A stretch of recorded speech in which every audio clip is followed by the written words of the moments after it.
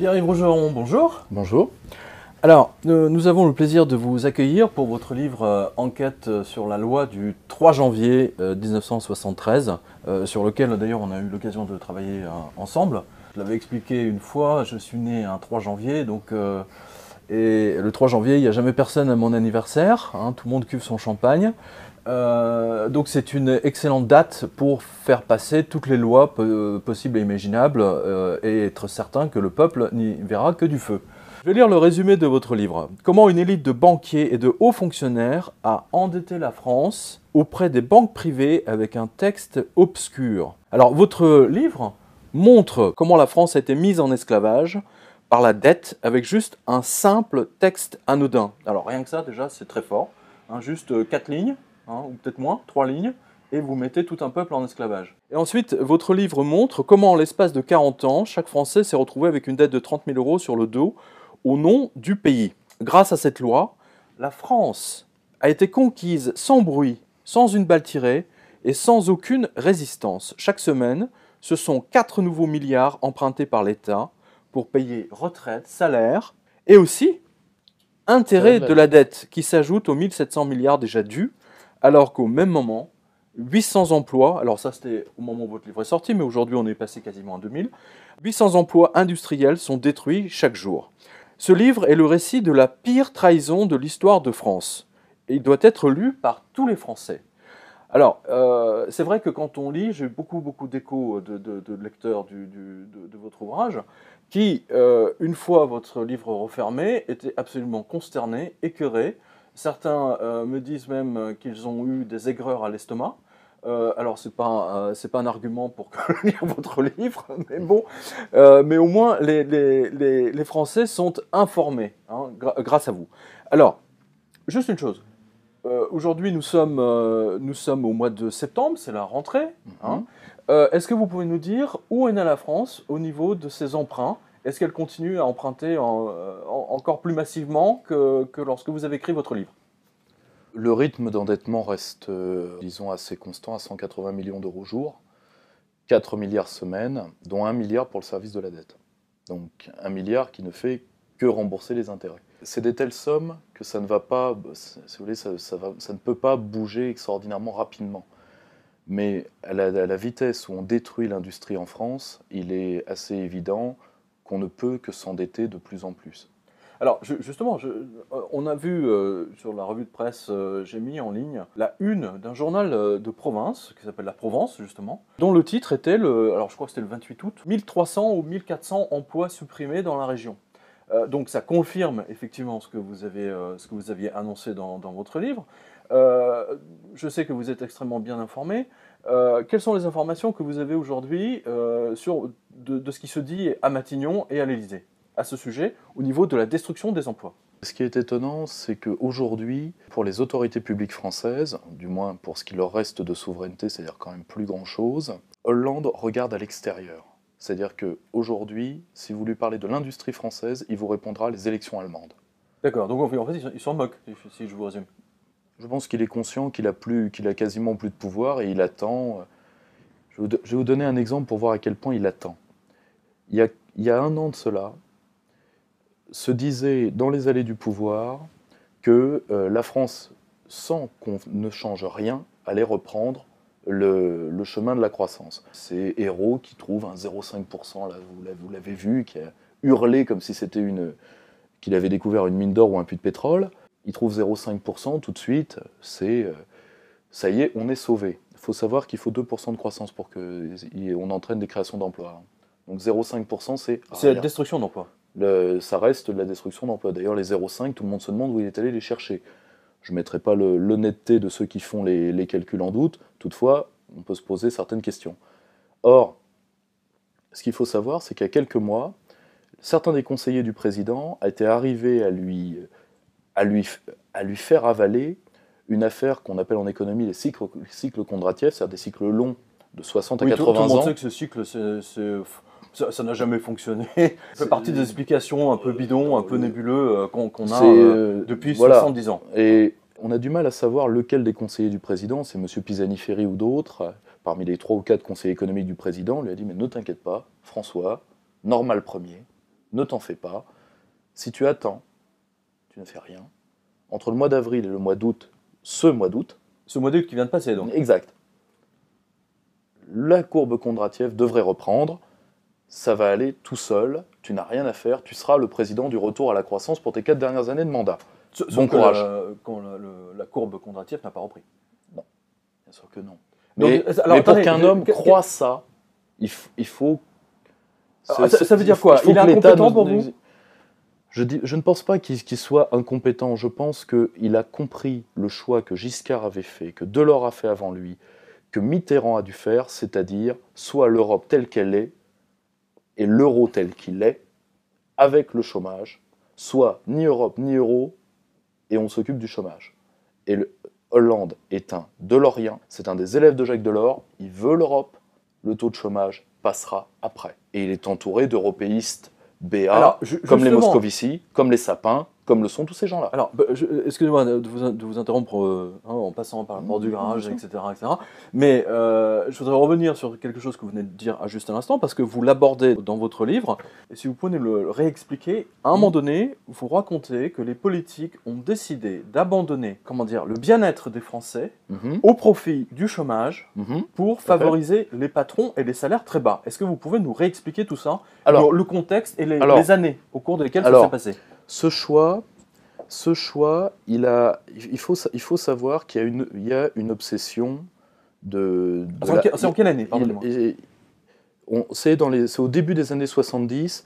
Valéry Giscard d'Estaing, à ce moment-là, est ministre. Des finances. Il est ministre des Finances des gouvernements Pompidou, et le général de Gaulle n'est plus. Le général de Gaulle meurt en 1970.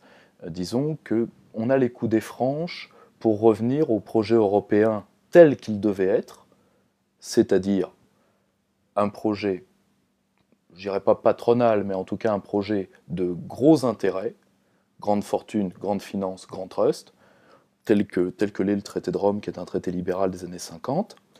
Et on peut renégocier la souveraineté de la France, parce qu'on sait que De Gaulle n'est plus là, donc la menace à l'Europe intégrée, c'est-à-dire l'Europe fédérale, l'Europe où Paris n'est finalement qu'une capitale de province comme une autre, comme les Houston au oui. Texas, comme l'est le Land de la Hesse en Allemagne, etc.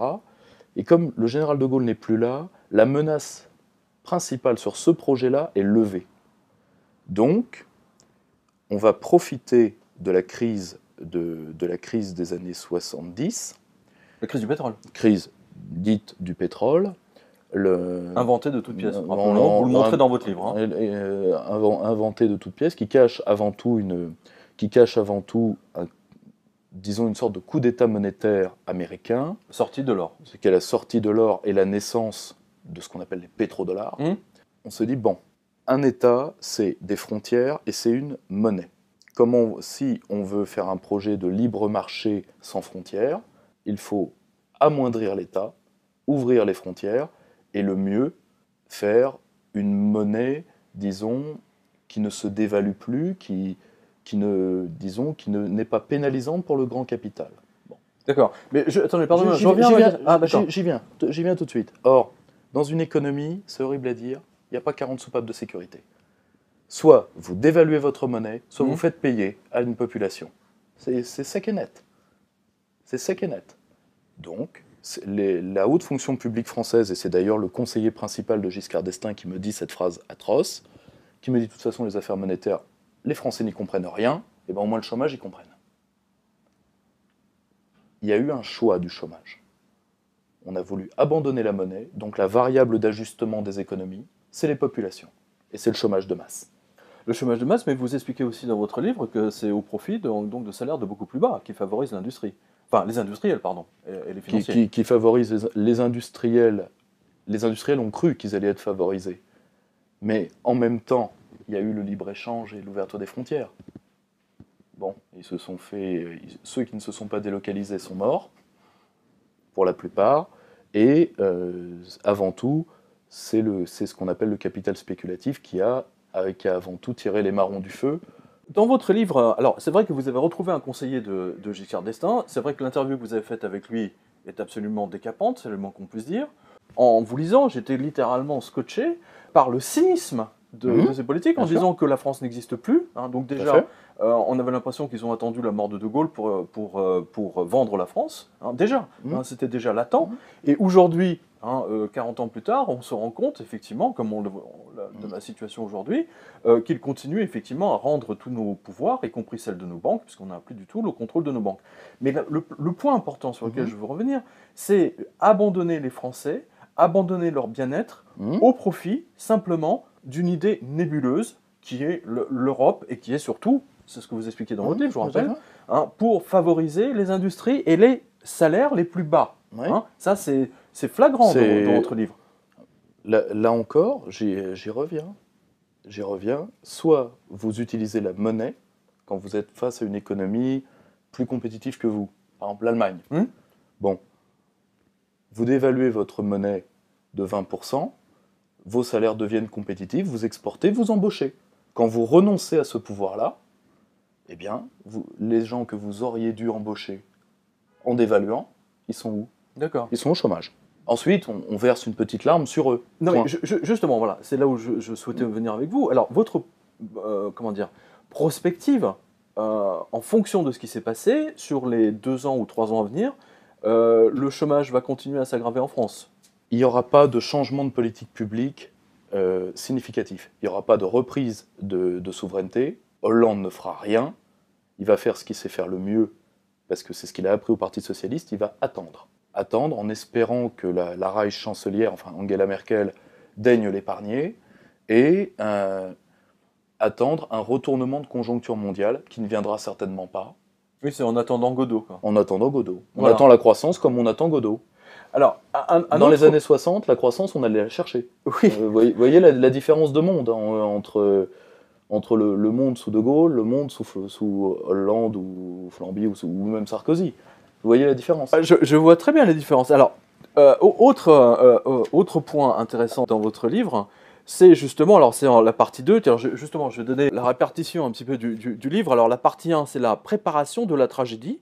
Donc c'est tout ce qui se passe en 1973. La partie 2, c'est la vente de la France à la criée. Le processus de 1973 ou la trahison de Jean Monnet. Donc c'est quand même assez fort. La partie 3, c'est le Parti Socialiste termine la mise en esclavage de la France par la dette. Et la partie 4, la France renversée par la dette. Voilà, donc le processus est effectivement bien enclenché, c'est très net. Alors juste, est-ce qu'on peut revenir sur Jean Monnet? Dieu le Père. On a vu Marie-France Garot expliquer chez Tadei sur FR3 que Jean Monnet donc, était un agent de la CIA. C'est la politique américaine qui conditionne la politique européenne. Les États-Unis, déjà face à l'Union soviétique, avaient voulu organiser en Europe quelque chose qui soit une zone, sorte de contre-feu à l'Union soviétique. En partant des traités de Westphalie et de la situation de l'Europe autrefois, que les nations en Europe, c'était la guerre. Donc il fallait les supprimer, les nations. Il fallait donc supprimer les États et les nations souveraines. Ça a été dit expressément. Ça a été dit par Bush, ça a été dit d'abord par Monnet, qui portait, comme chacun sait, le message européen. Il était convaincu, mais il le portait. C'était d'ailleurs un agent américain. On sait même combien il a été rémunéré, puisque maintenant c'est déclassifié. Alors on nous présente Jean Monnet aujourd'hui comme un intellectuel, etc., le père de l'Europe, et j'en passe et des meilleurs. Vous montrez dans votre livre, effectivement, que c'est un agent d'influence de la CIA, qu'il a toujours été, ou quasiment, financé par la CIA. Est-ce que vous pouvez nous expliquer les tenants aboutissants de Jean Monnet et pourquoi on l'a transformé, transformé en saint, quasiment, saint Monnet? Alors, oui, saint Monnet. Je comprends d'ailleurs pourquoi il est tant plus aux Américains, saint Monnet. Vous avez, you have a meeting with Mr. Money. Oh yes, please come in. Non mais pour les Américains, ça parle. Il arrive aux États-Unis, on est en 1906, je crois. Il a un avantage, il va apprendre l'anglais très vite, il va être totalement bilingue, ce qui est très rare à l'époque. Et il va vouloir fréquenter aux États-Unis les gens qui comptent. Il va être proche de Gene Meyer, patron de la Fed. Il va monter très vite pour, à la base, quelqu'un qui vend de l'alcool. Bon, un très bon cognac, mais ça reste quand même de la vente d'alcool. Il sera mêlé, à partir dès ce moment-là, à toutes les affaires diplomatiques américaines vis-à-vis du vieux continent. Je m'explique. Pendant la SDN, dans les années 20, Il est déjà aux ordres des Américains pour préparer un projet de Mmh. fédéralisation européenne. Dans les années 40, pendant la guerre, il pense, il l'écrit d'ailleurs, que le moment est venu de fédéraliser l'Europe après la déflagration mondiale. Déjà, il va se heurter à un homme qu'il va détester dès qu'il va le croiser, qui est le général de Gaulle. La première rencontre est fameuse, c'est quand Monnet lui propose de fusionner la France avec l'Angleterre, et le général de Gaulle, qui est le dernier sous-secrétaire d'État à la guerre du gouvernement Reynaud, le regarde et lui dit « Quand les Anglais vont entendre ça, ils vont vous jeter tout habillé dans la Tamise. » Et vous racontez dans le livre, ça c'est extraordinaire, je ne le savais pas, personne ne le savait, parce que là vous m'avez épaté, que Jean Monnet a voulu interdire l'accès des studios de la BBC à Charles de Gaulle. Exact. C'est quand même incroyable. Il faudra l'intervention de Churchill parce que tout simplement Churchill fait respecter ses droits en tant que Premier ministre, je suis quand même chez moi, et surtout Churchill n'a pas, contrairement aux Américains, de fascination pour ce jeune homme qui change si facilement de maître et de nationalité. Monnet va passer la quasi-totalité de la guerre aux États-Unis. Dans l'entourage de Roosevelt, il sera l'un des 5 hommes clés de Roosevelt. Il va faire l'économie de guerre américaine. Il sera en même temps employé à abattre de Gaulle à Alger. C'est lui qui fait ces hommes font une partie de l'entourage de Giraud. D'accord. Et d'ailleurs, c'est drôle, ils sont passés du girodisme, pour beaucoup, à la construction européenne. C'est drôle. Mais Monnet, ne réussissant pas à abattre de Gaulle à Alger, il est pardonné par Roosevelt, ce qui stupéfait tous les Américains autour de lui. Parce qu'il dit, c'est quand même qu'un Français. Il nous surclasse dans le cœur du président.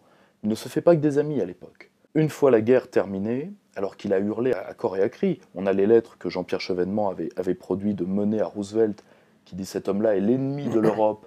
Bon, parlons de Gaulle. L'ennemi de l'Europe, c'est un nouvel Hitler, c'est l'ennemi de la paix. Détruisez-le. Ah d'accord, Monnet demande la destruction de De Gaulle. Qu'est-ce que ça veut dire de détruire un homme en temps de guerre? On peut se poser des questions. Invraisemblable. Arrive la fin de la guerre, et c'est là où les Américains vont employer son génie, et De Gaulle va d'ailleurs l'utiliser. De Gaulle ne l'aime pas, première rencontre se passe mal, toutes les rencontres se passeront relativement mal, mais De Gaulle lui trouve une qualité, c'est qu'il a une intelligence pratique hors du commun. Donc, il sera un bon planificateur, de toute façon on n'avait pas le choix. Mais c'est étonnant que De Gaulle ne se soit pas débarrassé. Comment vous expliquez ça? Pour une raison qui est très simple, c'est que les Américains, quand ils nous ont... c'est que dans le gouvernement provisoire, il fallait gérer qu'il n'y ait pas de guerre civile en France au sein des forces de résistance. On avait beaucoup de choses à faire pour pouvoir se débarrasser d'un homme. De Gaulle part en 1946, il ne faut jamais l'oublier. La 4e République revient. Monnet, lui, est l'homme du plan Marshall. Les Américains vont faire de lui un des hommes qui va... Vous acceptez notre argent, gérer la France. Vous acceptez nos hommes. Et d'ailleurs, c'est à ce moment-là que l'OSS devient CIA en 1953, et l'OSS va créer, à travers des tas de, disons, de groupes d'influence, de ce qu'on appellerait, le terme est anacronyme, mais des ONG, des trucs comme ça, la création de l'Europe, des tas de petits groupes autour de Paul-Henri Spaak, de Robert Schuman, c'est-à-dire de tous les seconds couteaux que Monnet va choisir lui-même, et qui vont, dans leurs pays respectifs, dispenser l'argent du plan Marshall en sachant qu'ils en réfèrent directement à lui. Mais je trouve ça totalement choquant qu'aujourd'hui on nous parle de Jean Monnet et de Schuman. J'ai été au lycée Jean Monnet, donc pour vous dire, à Mortagne-au-Perche, donc on lui donne même des noms d'école. Je suis même étonné que ce ne soit pas un lycée financier, préparant au métier de trader. Je suis étonné que Jean Monnet, donc, qu'on nous présente comme le sauveur, le grand créateur, alors qu'à la base c'est un traître. Oui. Enfin, c'est ce que vous montrez dans le livre. Oui, enfin, traître à la France, on entend, parce que... Oui, alors, et ça d'ailleurs, c'est... En ayant côtoyé des hommes qui l'ont approché, si vous voulez, c'est horrible à dire, mais pour trahir, il faut avoir aimé. Or, un homme comme Monnet, si vous voulez, vous trahissez la France, il va vous répondre, oui, mais la France n'existe pas. Ou n'existe pas ou n'existe plus. Trahir quelque chose qui n'existe plus. D'ailleurs, Giscard a les mêmes réflexes. Exactement. Giscard a les mêmes réflexes. Il a même. Alors, c'est absolument étonnant parce que les idées de Jean Monnet aujourd'hui, donc on est en 2013, elles sont toujours là. Elles pilotent l'intégralité de la pensée, on va dire, européenne. Et en fait, on se rend compte que les idées de Monnet, simplement, sont sont une émanation des Américains pour prendre le contrôle de l'Europe. Aujourd'hui, nous sommes devenus, techniquement, à vous lire, enfin, je partage votre avis là-dessus, nous sommes devenus des, je ne veux pas dire des esclaves, mais des provinces, des provinces des États-Unis d'Amérique, tout simplement. Oui. L'Union européenne, mais depuis le début, c'est ça qu'il faut bien comprendre. Moi, beaucoup de mes amis me disent qu'il faut revenir à l'Europe gaullienne. Il faut comprendre que dans le cheminement de l'Europe, De Gaulle est un accident. En 1958, les Américains ne pensaient pas qu'il reviendrait, et surtout, ils ne pensaient pas qu'il se maintiendrait après la fin du conflit algérien. Or, l'Europe puissance, l'Europe gaullienne, déjà, il n'y a que les Français. C'est drôle, il y a le thème d'Europe puissance, il n'y a que les Français et les Russes que ça intéresse. Tout le reste, tout le monde s'en fout. Or, l'Europe, malheureusement, et c'est là où même des gens que j'aime beaucoup et qui se battent pour ce qu'ils appellent l'autre Europe ou une autre Europe, font une erreur de sens. L'Europe devait terminer là où elle est aujourd'hui. Elle a été planifiée pour arriver là. Alors, justement, on voit que l'Europe fonce dans le mur, même dans ces textes. Hein, c'est très net. On va revenir là-dessus, sur quelque chose que vous nous avez dit hors antenne, on va dire. Revenons à la loi du 3 janvier. Est-ce que vous pensez que la suppression de la loi du 3 janvier aujourd'hui est une priorité pour tous les autres partis politiques qui ne partagent pas le point de vue européen? L'effet premier de la loi du 3 janvier aujourd'hui, c'est l'euro. Donc il faut tuer l'euro. Et il faut surtout revenir à une banque centrale dite dépendante, mais en réalité une banque d'État. C'est-à-dire en terminer avec le privilège d'indépendance dont se targue la BCE, qui est indépendante de tout le monde, sauf des marchés américains et de la volonté de la Reichschancelière, vous en conviendrez. En tout cas, la souffrance du bon peuple. Et de Goldman Sachs. Oui, des marchés américains. Mais la souffrance des peuples du Sud et du bon peuple français n'a pas l'air d'émouvoir plus que ça M. Draghi. Devant la Commission des affaires économiques et monétaires du Parlement européen, Mario Draghi a également donné son sentiment sur les réformes menées par la Grèce. Mario Draghi. Sur la situation grecque, il est très clair que les progrès au niveau des réformes à entreprendre sont perceptibles et significatifs. Mais il est clair aussi qu'il faut faire plus. C'est ces effets-là, plus que... Parce que la loi dite du 3 janvier 1973, juridiquement, a été annulée parce qu'elle est entrée dans le processus de Maastricht. Mais tout le processus des années 70, en passant par Maastricht, pour arriver aujourd'hui à l'état de la BCE, tout ça doit être annulé si on veut recouvrir une souveraineté monétaire. Alors quels sont les partis politiques aujourd'hui en France? Il y a Mélenchon, me semble-t-il?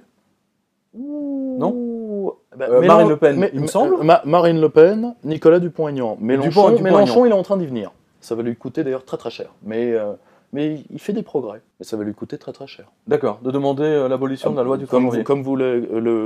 Vu que ça passe par l'opposition à l'euro, vous avez remarqué, ce qui est arrivé cet été, c'est que les communistes ont frappé Mélenchon dans le dos.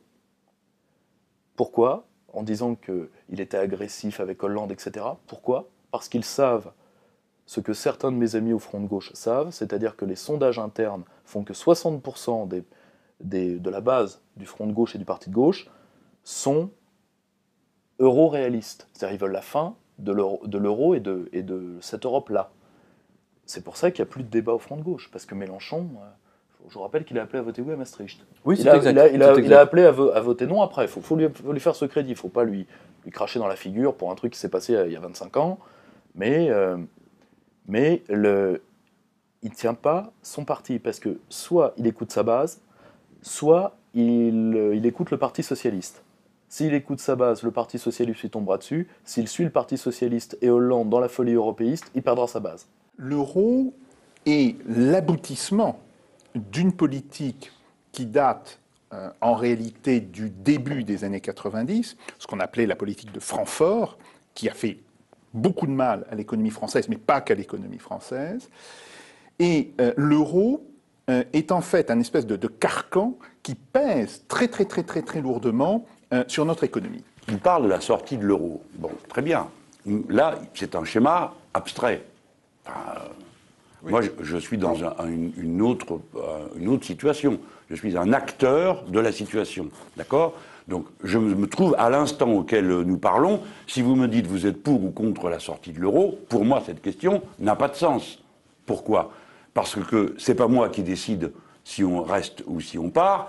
Et deuxièmement, la situation... Attendez. Si vous êtes demain en situation, si vous êtes Premier ministre Mais ou Président de la République, exactement. oui, c'est vous qui décidez. Exactement, et c'est de ça dont nous allons parler. Bien sûr. Parce que dans un rapport de force, entre rester ou sortir, qui sont deux hypothèses, il y en a une autre qui s'appelle la subversion. L'Europe sociale va mal. Un rapport annuel de Bruxelles le confirme, chiffre à l'appui. Le risque de basculer dans la pauvreté est de plus en plus grand, en particulier dans les pays du Sud et en particulier pour les jeunes et les femmes. L'écart entre le cœur et la périphérie de la zone euro se creuse aussi. Sur l'année 2011, 7% de chômage en moyenne dans les pays qui résistaient à la crise, 14,5% dans les pays les plus exposés. Les filets sociaux, tendus à l'extrême et soumis au plan de rigueur, ont de plus en plus de mal à protéger des effets de la crise. Pour preuve, la chute des revenus des ménages en Grèce ou en Espagne. Alors, je vais vous raconter juste une petite histoire qui est arrivée cet été et que très peu de gens ont vue. Il y a eu un débat au sein de l'Humanité, du journal L'Humanité. Oui, l'Humanité existe encore. Il y a des gens qui en douteraient. On se demande d'ailleurs comment. C'est-à-dire, on va faire un débat tout l'été. Ça a commencé vers le 20 juillet. On va faire un débat tout le reste de l'été sur l'euro. Alors, il publie un texte qui s'appelle « L'euro pour un euro de gauche ». C'est quelque chose de ce type-là. Ils répondent des gens de gauche qui, eux, sont cohérents. Je pense à Jacques Nikonov particulièrement, qui assassinent la démonstration en disant « l'euro de gauche ». Oui, avec l'euro de gauche, avec Mélenchon, Merkel, l'European Roundtable, arrêtez, vous vous enfoncez. Les économistes du front de gauche font une réponse en disant si, on aura l'Europe et la gauche, et là, l'UMA, voyant les lettres de protestation, dit finalement le débat qui devait durer tout l'été s'arrête au 5 août, du 20 juillet au 5 août. Vous comprenez que dans les partis dits de la gauche ou de la gauche radical au sens, pas au sens péjoratif. Être radical, c'est prendre un problème à sa tête. Bon. Le débat sur l'euro devient de plus en plus tabou. Parce qu'il y a pour l'électorat de gauche un sentiment de trahison sans nom, parce que Chevènement les avait prévenus, remarquez. Mais l'Europe, telle qu'elle est, ne peut pas ne pas être. Et ça, Delors le dit, Delors l'écrit dans ses mémoires. Pour faire l'euro, pour faire l'Europe, il fallait la libéralisation financière, la désegmentation des marchés. Delors le dit. Il n'a d'ailleurs même pas fait que le dire, il l'a fait. Je vous signale quand même que Jacques Delors, il y a à peu près un an, a donné une interview dans un journal anglais, je crois que c'était le Guardian, en disant « Oui, mais j'avais toujours dit que l'euro allait se casser la figure. » Comme quoi, les rats étaient les premiers à quitter le navire, c'est extraordinaire. Il fait des vidéos même sur Internet pour dire « Non, mais la financiarisation, j'étais pas là, j'ai rien vu. Oui, je suis pas au courant. J'ai vu la lumière, j'étais pas là. J'ai vu la lumière, je suis rentré. » C'est extraordinaire. Aujourd'hui, même ces gens-là préfèrent se dégager de la marche de leur propre créature. Mais j'ai quand même été le premier qui a dit attention, l'euro est au bord du gouffre. Ce qui m'a été reproché, mais malheureusement, ça s'est vérifié. La zone euro a été mal conçue. Voilà. Mais dites-moi, est-ce qu'on va faire rêver les Européens de 20 ans avec une Europe avec seulement comme symbole un martinet? Une Europe sanction, il faut une Europe espoir, il faut une Europe solidaire, mais en même temps, qui comprennent bien que si on ne s'unit pas, alors dans 30 ans, on laissera à ceux qui seront à ce moment-là aux affaires un continent à la dérive. On ne peut pas réorienter l'Europe déjà à partir de quelle institution? La Commission est presque intouchable, la CJCE est intouchable, le Parlement européen, c'est un gag. On n'a pas de prise, et surtout, l'Europe n'est pas faite pour être défaite. Elle n'est pas faite pour protéger d'éventuels citoyens européens. Elle n'a pas été créée ni pensée pour ça. Il faut comprendre une chose, quand on est dans le hors-frontière et dans le hors-sol, il n'y a que deux institutions qui tiennent bien hors des frontières, les religions et les puissances d'argent. Alors, c'est tout. Les populations, non. Alors, c'est comme ça. Justement, dans votre livre, il y a un chapitre qui est extraordinairement intéressant. C'est là où vous racontez comment De Gaulle, donc revenu au pouvoir, retrouve une France totalement endettée, un peu comme aujourd'hui, Oui, tout à fait. Il y a une mission du FMI qui arrive à Paris en 57. Voilà, vous le racontez. Et comment il sauve la France et désendette la France avec la Banque de France. Exact. Si vous pouvez nous... Alors, on va pas... c'est difficile effectivement de résumer tout votre livre. Là, franchement, vraiment, j'encourage tous les Français à le lire parce que c'est vraiment important de savoir comment la France a été mise en esclavage, mais il faut quand même savoir que cette loi du 3 janvier peut être abolie et surtout que De Gaulle a désendetté la France quand même. Oui. C'est hyper important parce qu'on nous dit aujourd'hui il n'y a pas de solution, etc. Il y a l'Europe, patati patata. Si je peux juste faire un tout petit retour en arrière sur un point. La France a eu des problèmes de dette tout le long de notre histoire.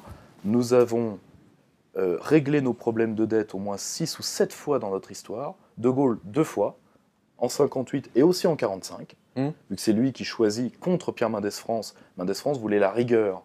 Déjà, vous voyez, la rigueur. Tout ça, c'est des mots manipules, si vous voulez. C'est des virus mentaux, fondamentalement. Mendès France voulait, bon, les Français en ont déjà bavé pendant 4 ans, ils peuvent en baver 2 ans de plus. De Gaulle dit non, on va faire de l'inflation. On va faire de l'inflation pour relever le pays. En 45 et en 58, il dévalue, il fait une bonne dévaluation, grâce au brio du Trésor et de la Banque de France, il fait une bonne dévaluation, il fait les droits de douane et un plan de purge financière. Nous nous sommes déjà sortis de ces situations-là, et quand vous voyez l'histoire de France, vous pouvez vous dire que même le gauchiste Mélenchon n'est rien à côté. Quand vous voyez que l'intendant des finances de Louis XIV dit « Vous savez, l'État, ça doit faire banqueroute au moins une fois par siècle pour se mettre au pair. » On ne paiera pas. Même Mélenchon n'oserait même pas le formuler. C'est là où vous voyez qu'on a reculé sur la puissance de l'État. On n'ose même plus penser ce que l'État a fait. On n'ose même plus dire aux Français « Vous inquiétez pas, on a déjà été endettés plusieurs fois dans notre histoire, on s'en est sorti. » Là, aujourd'hui, ce qu'on dit aux Français, c'est « De toute façon, vous allez payer. D'une manière ou d'une autre, et vos enfants vont payer, vos petits-enfants vont payer, donc mieux vaut que ce soit vous qui payez. Puisque c'est votre faute, vos gamins sont ruinés. » Près de 6 000 € d'augmentation par seconde. C'est le rythme effréné auquel grimpe actuellement la dette publique française. Fin 2012, elle dépasse 1833 milliards d'euros. La dette française atteint aujourd'hui plus de 28 000 € par habitant. Un constat alarmant, car année après année, la France s'endette de plus en plus. Et l'Europe entière est en train de nous regarder en disant « Mais attendez, excusez-nous, c'est quand même un peu gênant que les seuls qui ne peuvent pas réduire la dépense parce qu'ils expliquent que c'est tellement important dans leur économie, ce sont les Français. » C'est le problème que nous avons aujourd'hui. Alors à la limite, ça nous regarderait nous, on dirait « Bon, on les laisse faire et puis on verra bien ce qui va se passer. » Le problème, c'est que la France, c'est une clé fondamentale de l'Europe. Et quand la France, elle est en train d'arrêter devant l'obstacle, il y a toute l'Europe qui lui rentre dedans derrière en disant « Alors on n'avance plus. » Et nous avons cette responsabilité. Pourquoi? Auprès de qui? Quand un homme politique est responsable vis-à-vis de sa population. Ou alors, il faut croire, je mets dans l'ouvrage la citation de Jean-Pierre Raffarin, qui dit, vous savez, la démocratie aujourd'hui, c'est contenter le peuple et contenter les marchés. Je pense que c'est la grande question aujourd'hui. Au fond, dans le passé, l'élection présidentielle dépendait d'un seul facteur, l'avis des électeurs. Maintenant, l'élection présidentielle dépend de 2 facteurs. L'avis des électeurs, mais aussi l'avis des prêteurs. Ah bon?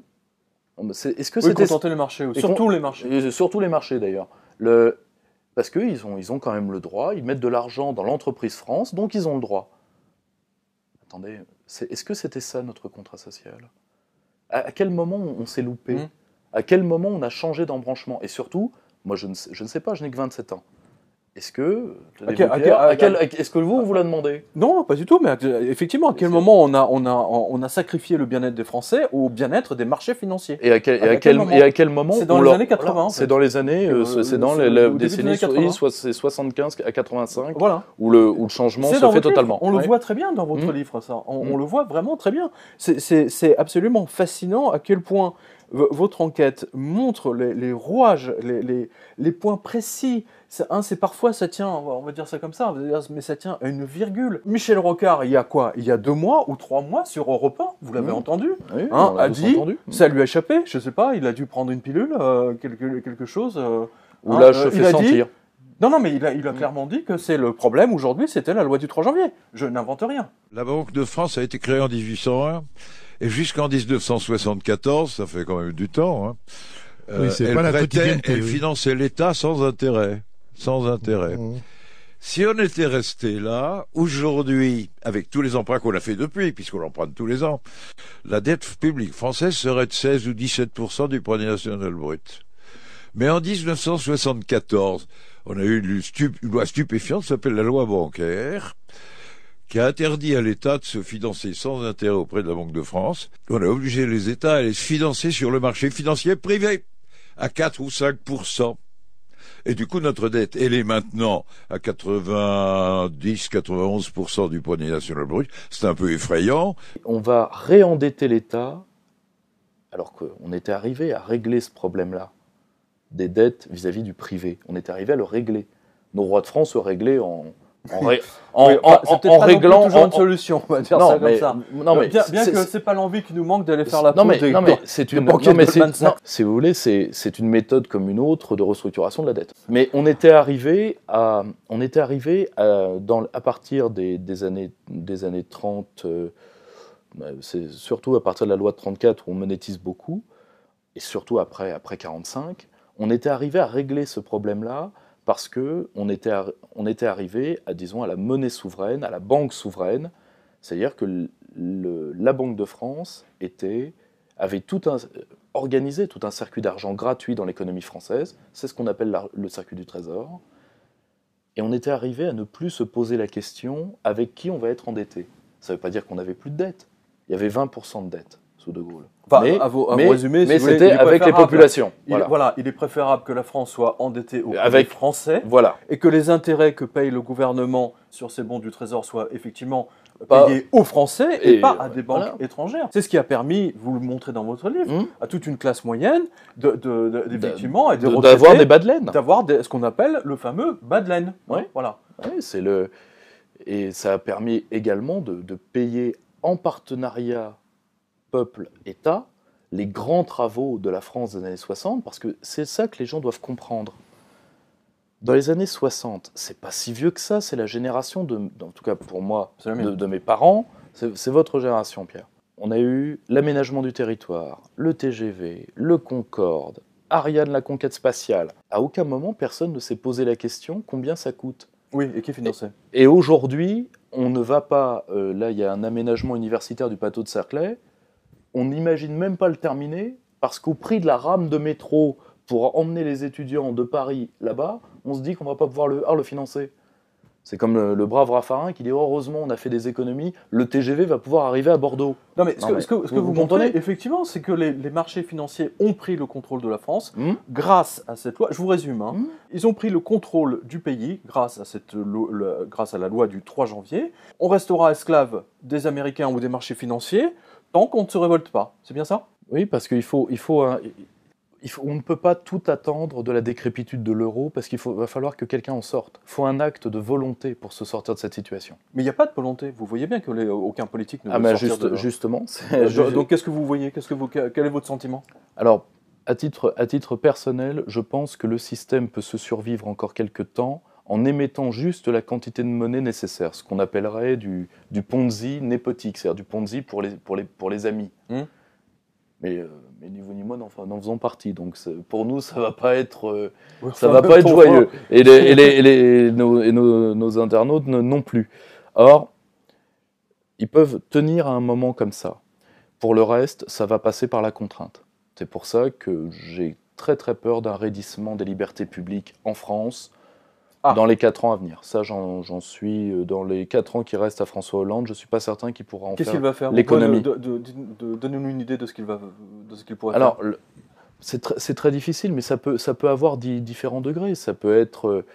on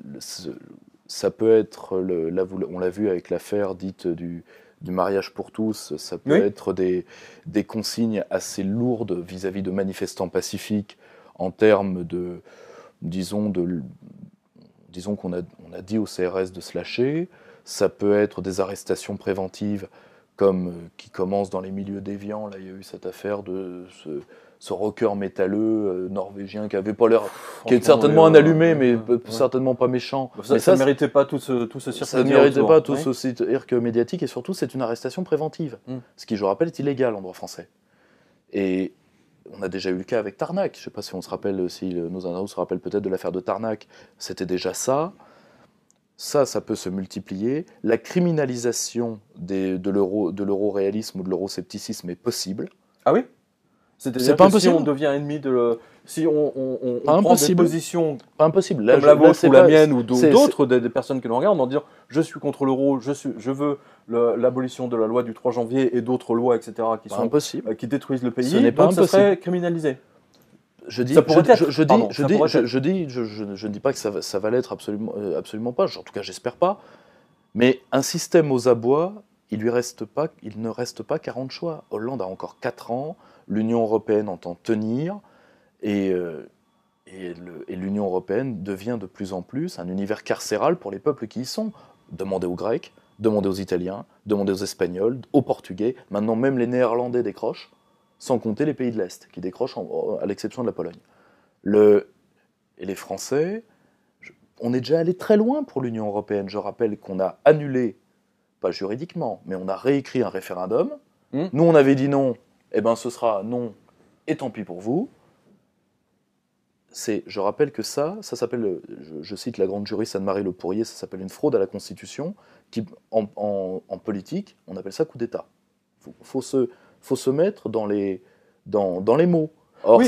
Ça a déjà eu lieu, ça. Si ça a eu lieu, oui, le reste peut. Je me souviens d'ailleurs de l'intervention de Marie-France Garot, là aussi, sur Affaire 3, mais on n'a pas le souvenir d'avoir entendu Madame Garot, et d'autres d'ailleurs, se révolter lorsque la Lisbonne a été passée.